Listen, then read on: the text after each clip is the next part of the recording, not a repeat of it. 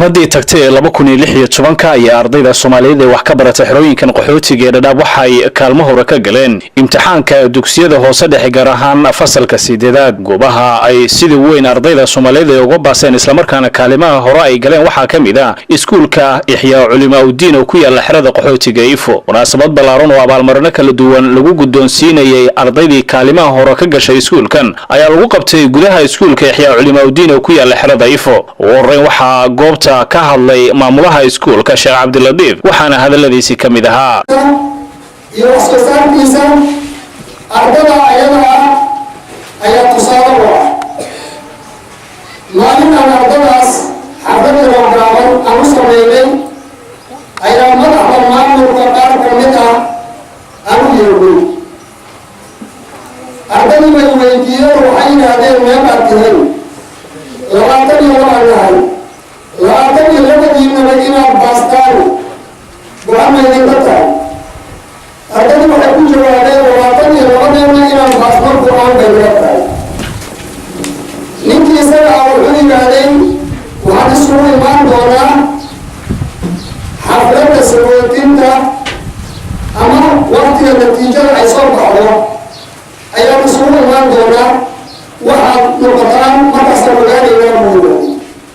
يسمونه ما تكلمت جوه نيجي ساعة لبعضهم يلوذ عنهم المصر فلما يفعل شيء تامر waxay tusaale tahay macalka Ihyaa Culimaudiin waxa uu kiisa dhanka kale qaar kamid ah ardaydii ka baasay ama kaalimaha hore galay ayaa iyaguna waxay ka warbixinayaan dareenkooda bismillaahir rahmaanir rahiim magacayga waa min Cabdiladiif waxaan ku magacdheerahay inta aad aan u faraxsanahay mahad guud ahaanteedana waxaan iska leeyahay Allah subhanahu wa ta'ala allihina haleelisiyo xafladan qiimaha badan كنت آدم محمد عنا إله سبحانه وتعالى كسبه محمد عنا معلمينتي هيركن نسوا جرسيسي كنت ما أنت حد لما سووا كرينا عادي ما هن سيدا قال محمد عنا ما الشرف ده سبحان الصحافة ده إنه ما أنت آدم محمد عنا ما أنت حنقول برتاني حياة قبرتي إفا حان وحبرشة طبقت معهد كإحياء علوم وحان جعلها إن شاء الله وحبرشة مركن لما يستيلا سكندري إنه كلها بلدن كيك Soomaali أو وحبرت ما دام قحوت وحبرتي. ليلى حسين علي حسن كسر مدرسة إحياء علوم قاصحان رأيوينك وبتيجا إفو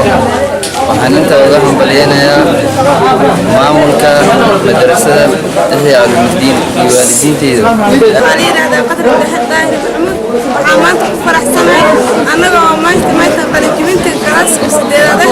waxaan rajaynaynaa inaan waxbarashadani aan sii wadano ilaa iyo jaamacad markaan waxbarashadaas aan soo gudbino waxaan rabnaa inaan wadankeena oo aan wax ku qabano ee dadka dhibaataysan oo ku nool waxbarasho la'aanta